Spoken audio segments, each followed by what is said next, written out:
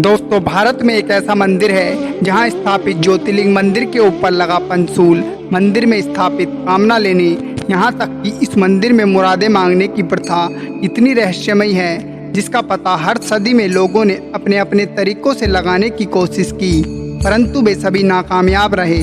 भारतवर्ष के झारखंड राज्य के देवघर नामक स्थान में स्थित एक प्रसिद्ध मंदिर है जिसमें शिव का एक नाम बैद्यनाथ भी है।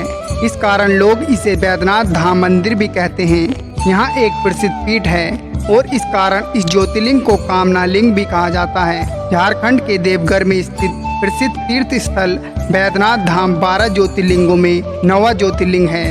बैद्यनाथ धाम देश का एक ऐसा ज्योतिर्लिंग है जो कामना लिंग के साथ साथ शक्तिपीठ भी है। मान्यता है कि इसकी स्थापना स्वयं भगवान विष्णु ने की थी। मंदिर को लेकर मान्यता है कि इस मंदिर में आने वाले सभी भक्तों की सभी मनोकामनाएं पूर्ण होती है, इसलिए मंदिर में स्थापित शिवलिंग को कामना लिंग के नाम से भी जाना जाता है। एक ऐसा मंदिर जिसकी स्थापना रावण ने की है। इस मंदिर के रहस्य इतने गहरे हैं कि जिसका पता आज तक कोई भी नहीं जान पाया है। इस मंदिर के रहस्यों को सुनकर आपके भी कानों में विश्वास नहीं होगा। आखिर क्या है इस मंदिर के पंचशूल का रहस्य? आखिर क्यों इस ज्योतिर्लिंग को कामना लिंग कहा जाता है? आखिर कैसे हुई इस मंदिर की स्थापना? और आखिर क्या है इस मंदिर की मुरादें मांगने की प्रथा? इन सारी बातों को जानने के लिए इस वीडियो को बड़े ध्यान से और लास्ट तक जरूर देखिएगा। दोस्तों, वीडियो अच्छी लगे तो वीडियो को लाइक, शेयर और सब्सक्राइब जरूर करें। वीडियो में आगे बढ़ने से पहले एक बार सच्चे दिल से कमेंट बॉक्स में हर हर महादेव जरूर लिखें। तो चलिए इस वीडियो की शुरुआत कर लेते हैं। पुराणों के अनुसार सावन महीने को भगवान शिव की आराधना का सबसे उपयुक्त समय बताया गया है। सावन के पावन महीने में लाखों श्रद्धालु 105 किलोमीटर दूर सुल्तानगंज से जल भरकर कांवड़ के जरिए बाबा बैद्यनाथ का जल अभिषेक करते हैं और भोलेनाथ की कृपा प्राप्त करते हैं। बैद्यनाथ धाम में स्थित शिवलिंग की कहानी इतनी पौराणिक और दिलचस्प है कि आप भी इस पावन धाम के दर्शन करना जरूर चाहेंगे। देवघर में शिव का अत्यंत पवित्र और भव्य मंदिर स्थित है। हर वर्ष यहाँ श्रावणी मेले में लाखों श्रद्धालु भोलेनाथ का जयकारा लगाते हुए बाबा भोलेनाथ के दर्शन करने आते हैं। वैसे तो आपने देखा होगा कि भगवान शिव के सभी मंदिरों में त्रिशूल लगा होता है, लेकिन देवघर के बैद्यनाथ मंदिर परिसर के शिव, पार्वती, लक्ष्मी नारायण और अन्य सभी मंदिरों में पंचशूल लगे होते हैं। इसे सुरक्षा कवच भी माना गया है। मंदिर में लगे सभी पंचशूलों को महाशिवरात्रि से 2 दिन पहले उतार लिए जाते हैं। इसके बाद महाशिवरात्रि से 1 दिन पहले विधि विधान के साथ उनकी पूजा की जाती है। इसके बाद पंचशूल स्थापित कर दिया जाता है। इस दौरान भगवान शिव और माता पार्वती गठबंधन को भी हटा दिया जाता है। मंदिर के शीर्ष पर लगे पंचशूल को लेकर माना जाता है कि त्रेता युग में रावण की लंकापुरी के द्वार पर सुरक्षा कवच के रूप में भी पंचशूल स्थापित था। वहीं एक मत ये भी है कि रावण को पंचशूल यानी सुरक्षा कवच को भेदना आता था, लेकिन यह भगवान राम के बस में भी नहीं था। विभीषण के बताने के बाद ही प्रभु श्री राम और उनकी सेना लंका में प्रवेश कर पाए थे। ऐसा माना जाता है कि इस पंचशूल के कारण मंदिर पर आज तक किसी प्राकृतिक आपदा का असर नहीं हुआ है। बैद्यनाथ में स्थित भगवान भोलेनाथ का ज्योतिर्लिंग नीचे की तरफ दबा हुआ है। शिव पुराण और पद्म पुराण के पाताल खंड में इस ज्योतिर्लिंग की महिमा कही गई है। मंदिर के निकट एक विशाल तालाब स्थित है जिसे शिव गंगा के नाम से जाना जाता है। इस मंदिर के मुख्य पुजारी का दावा है कि रात में इसी शिव गंगा में कई बार साक्षात भोलेनाथ ने कई भक्तों को दर्शन दिए हैं। पुजारी का कहना है कि भोलेनाथ आज भी शिव गंगा में अदृश्य रूप में विराजते हैं। पुराणों के अनुसार भगवान श्री कृष्ण के सुदर्शन चक्र के प्रहार से माँ शक्ति के हृदय का भाग यहीं कटकर गिरा था। बैद्यनाथ दरबार माता शक्ति के 51 शक्तिपीठों में से एक है। कहते हैं शिव और शक्ति के इस मिलन स्थल पर ज्योतिर्लिंग की स्थापना खुद देवताओं ने की थी। बैद्यनाथ धाम के बारे में कहा जाता है कि यहाँ मांगी गई मनोकामना देर से सही लेकिन पूर्ण जरूर होती है। कहा जाता है कि भगवान श्री राम और महाबली हनुमान जी ने सावन के महीने में यहाँ कांवड़ यात्रा भी की थी। माना जाता है कि बाबा बैद्यनाथ धाम में स्थित सभी मंदिरों का निर्माण भगवान विश्वकर्मा ने एक ही रात में स्थापित किया था। शिव गंगा के आसपास और भी अनेक मंदिर बने हुए हैं। दोस्तों यह तो थी कुछ रोचक बातें बाबा बैद्यनाथ धाम के बारे में।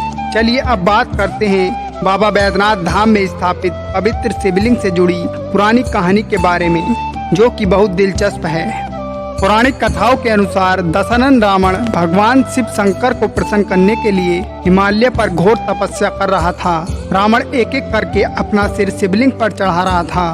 9 सिर चढ़ाने के बाद जब रावण अपना 10वां सिर काटने ही वाला था, तब भोलेनाथ ने प्रसन्न होकर रावण को दर्शन दिए और उससे वर मांगने को कहा। रावण को सोने की लंका के अलावा तीनों लोकों में शासन करने की शक्ति तो थी ही साथ उसने कई देवता, यश और ऋषि मुनि को कैद करके लंका में रखा हुआ था। इसी वजह से रावण ने यह इच्छा जताई कि भगवान शिव भी कैलाश छोड़कर लंका में ही रहें। इसलिए रावण ने भगवान शिव शंकर से कामना लिंग को ले जाने का वरदान मांग लिया।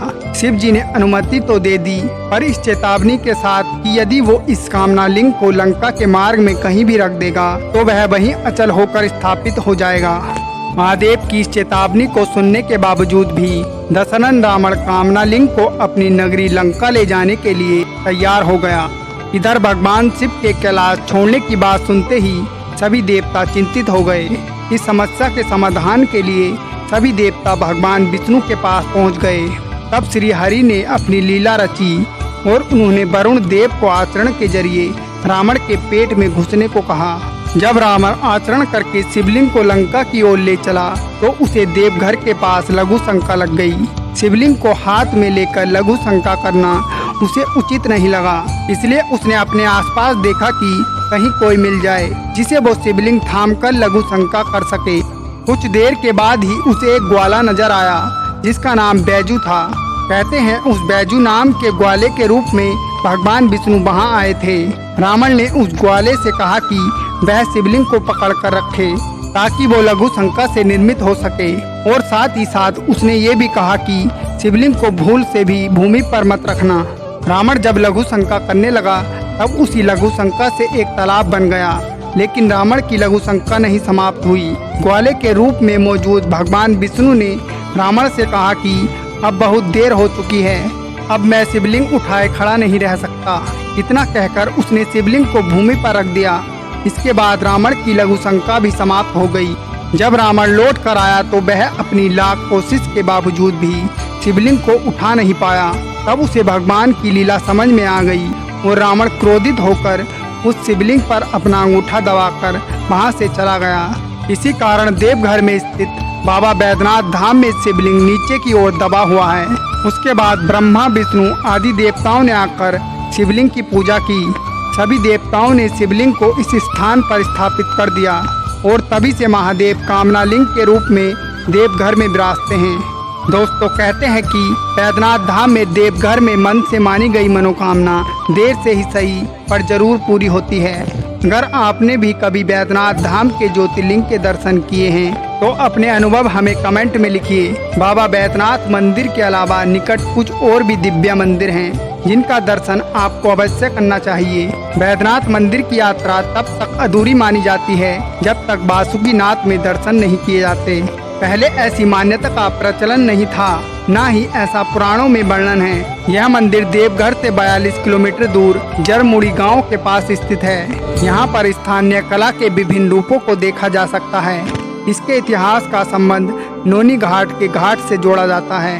बैजू मंदिर बाबा बैद्यनाथ मंदिर परिसर के पश्चिम में देवघर के मुख्य बाजार में 3 और मंदिर भी हैं। इन्हें बैजू मंदिर के नाम से जाना जाता है। इन मंदिरों का निर्माण बाबा बैद्यनाथ मंदिर के मुख्य पुजारी के वंशज ने किसी जमाने में करवाया था।